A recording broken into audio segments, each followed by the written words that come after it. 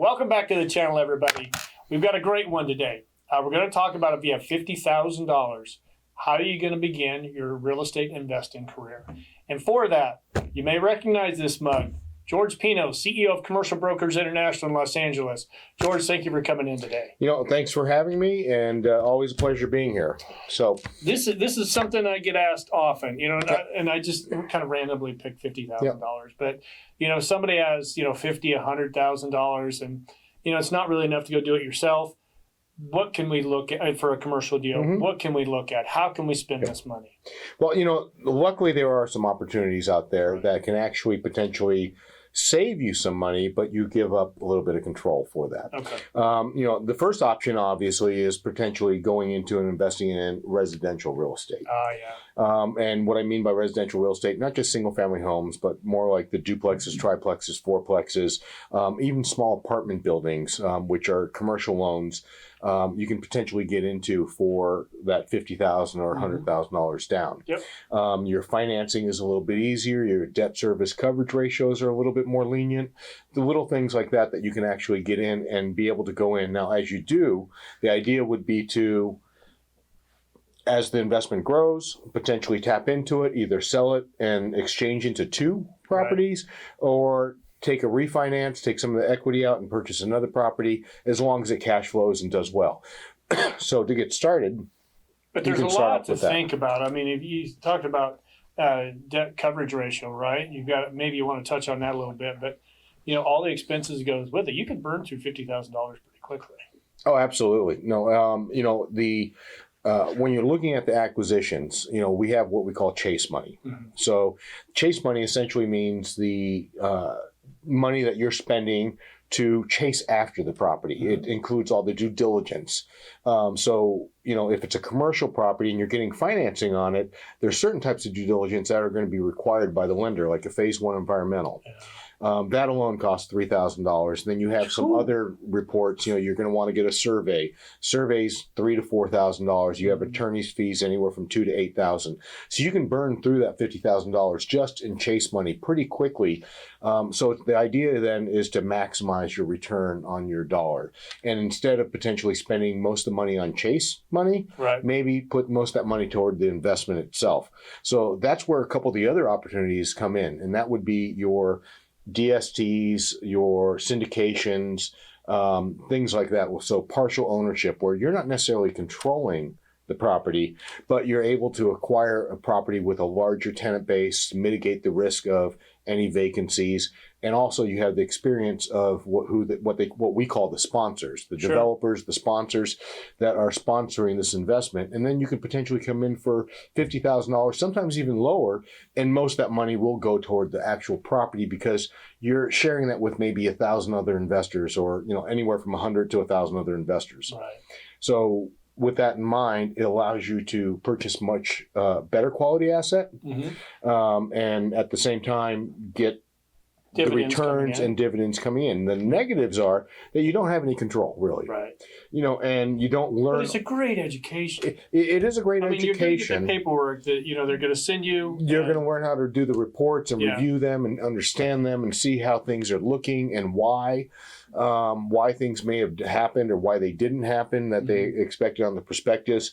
But you're not going to see the day-to-day activity. You're not going to be involved in that at all. Yeah. And that's where you can learn the majority of it. But it's a great way to get started because it gets your feet wet and you start understanding a little bit the terminology, what's happening, how to look at it as an investment, not just as I put my money here, what kind of return am I getting, but actual investments and projections. Now, if you're going to go into a syndication with somebody else, you've got real estate investment trusts that are publicly traded, but syndications with people that how do you kind of vet them out? The best way to vet them out is history.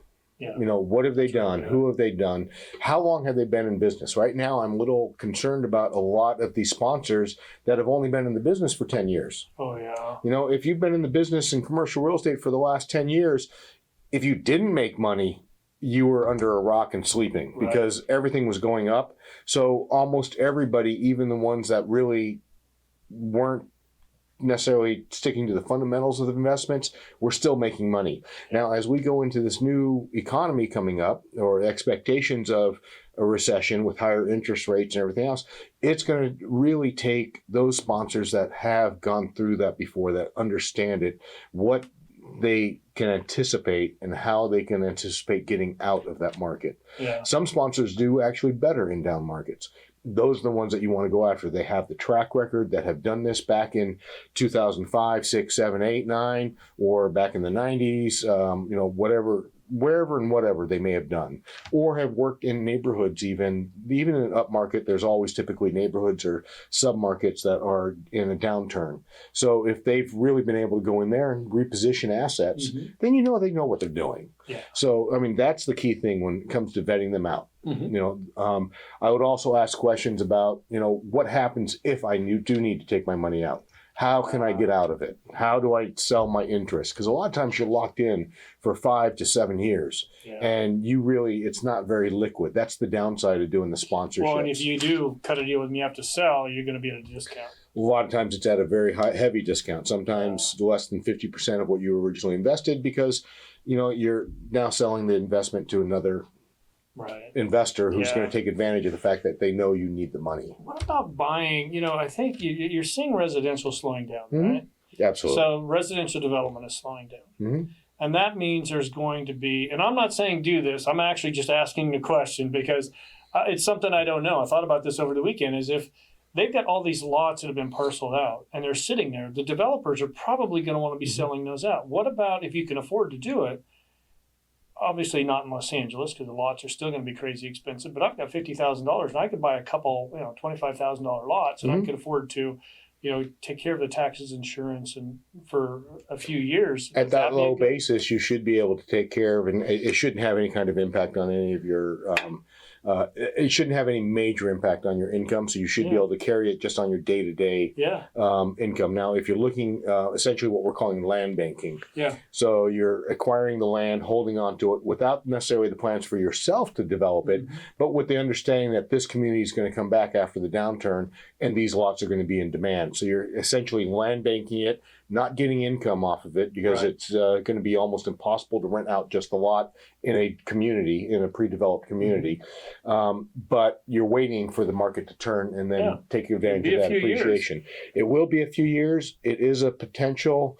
I would probably recommend, myself, my own investment strategy tends to always be cash flow, cash flow, cash flow. This way, even in the worst markets, I know at least I'm cash flowing and I can get rid of it if I have to, without losing that much. So that tends to be my philosophy when it comes to the investment side of life. That being said, there are many people who have done very well and have made a career out of just land banking these, waiting for the appreciation of the land. Well, because you're buying them at a discount, because that whole buying them at a discount, needs out. Absolutely. If you're buying, if you can get it at 50 cents on the dollar, then you should be able to, get out of it. And the developer's already developing the majority of the development, so it's going to come back. He just wants it. He wants to cash out and be done. But you're going to have to sit on it and hold it. And you remember, taxes and insurance. Some people don't put insurance on them. I do not recommend you do that. One trip and fall. It can be costly. So.